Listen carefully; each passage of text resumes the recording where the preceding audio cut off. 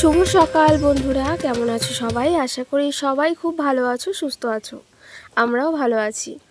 আগের দিনের ভিডিও দেখে তো বুঝতেই পেরেছো আমি কিন্তু বাবার বাড়িতে রয়েছি, আর এখানে এসেছি কিছু দরকারি কাজকর্মগুলো সারার জন্য। সকালে ঘুম থেকে উঠে পড়েছিলাম একটু তাড়াতাড়ি, আর মা ওইদিকে কাজকর্মগুলো সেরে নিচ্ছিল, ঠাকুর পুজো করবে। আর এখন এসছি রান্নাঘরে। আর রান্নাঘরে কেন দেখো, এই সাইডে দেখো ভাত হচ্ছে, আর এখানটা চাল কুমড়ো হয়েছে মাছের মাথা দিয়ে, আর মাছের তরকারি হচ্ছে আলু পটল দিয়ে বাবার জন্য। তার কারণটা তোমাদেরকে বলি, এই যে দেখতে পাচ্ছ আমরা যাচ্ছি, তো এখন যাচ্ছে আমি তোমাদের দাদাভাই কৃষ্ণনগরে। কারণ হচ্ছে আমার ছেলের আধার কার্ডটা করব, ওই জন্য। তো কৃষ্ণনগরে গিয়ে করলে একদিনে সাথে সাথেই আমাদের হয়ে যাবে, আধা ঘন্টার মধ্যে। আর আমাদের এখান থেকেও করা যায়, তবে 3-4 দিন ঘুরতে হবে। এবার ছোটো বাচ্চা নিয়ে এত কয়দিন ঘুরবো, মানে যেদিন যাব সেদিন হবে কি না সেরকমটাও ঠিকঠাক মতন মানে বলা যায় না। সেই জন্য আর কি একবার একটু কষ্ট হলেও ওখানে যাব। এই দেখো পুচুকে কিন্তু আমি কোলে নিয়ে নিয়েছি, দেখো ওকে দুটো ঝুঁটি বেঁধে দিয়েছি।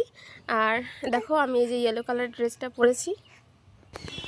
প্রথমে আমাদের বাড়ির এখান থেকে যাচ্ছিলাম হচ্ছে অটো করে, তারপর ওখান থেকে টোটো করে আর কি নবদ্বীপ পর্যন্ত গেছি, তারপরে বাস ধরলাম।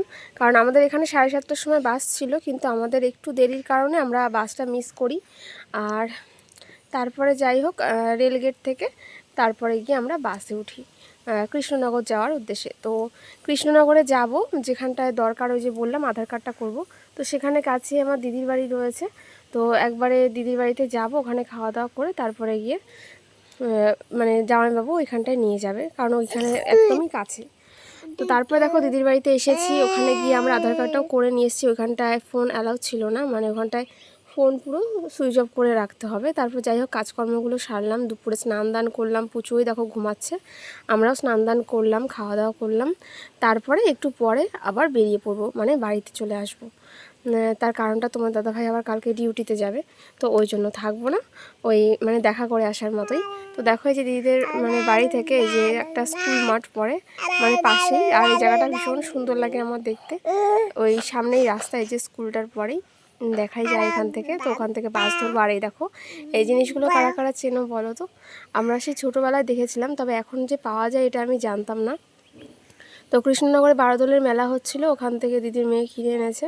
তো ভীষণ সুন্দর লাগে, জলের মধ্যে দিলে এরকম ফুলে ফুলে ওঠে, আর আমার তো খুব ভালো লাগে। তো আমার এখন সময় নেই হাতে যে মেলায় যাব, নয়তো আমিও কিন্তু নিয়ে আসতাম। আর আমাদের এই দিকটা এই বলগুলো কিন্তু এখনও পাওয়া যায় না, মানে আমি যতটা জানি। আর পাওয়া গেলে তো আমি নিয়েই আসতাম, আমার ভীষণ ভালো লাগে।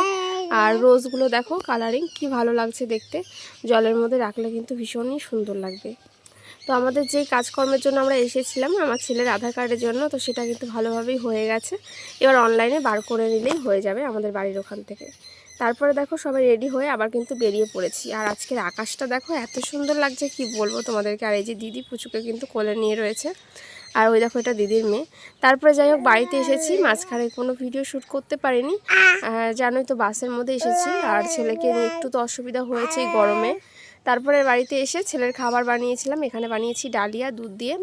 আর বাবা দেখো এই যে পুচুর জন্য এখানটায় কি এনেছে, কলা এনেছিল, কারণ ওকে ওটসের সাথে কলা দেওয়া হয়, এমনিতেও খায়, ওই জন্য দেখো ওর জন্য কলা এনেছে। আর আমরা চপ এনেছিল আমাদের জন্য, চপ খাবো বলেছিলাম আমি, তো সেই জন্য।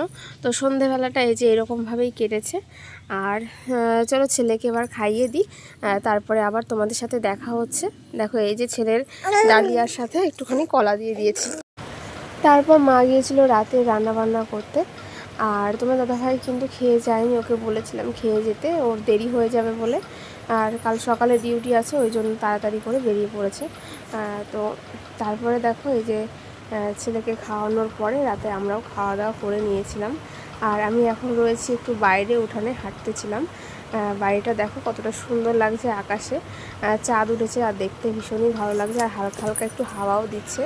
তো আকাশে সেরকম মেঘলা নেই, দেখতেই পাচ্ছ চাঁদ উঠেছে সুন্দর, কিন্তু একটু হালকা হাওয়া দিচ্ছে বলে ভালো লাগছে, গরম লাগছিল ভীষণ। আজকে সারাদিনের ব্লগটা তোমাদের কেমন লাগলো অবশ্যই কমেন্ট করে জানাবে।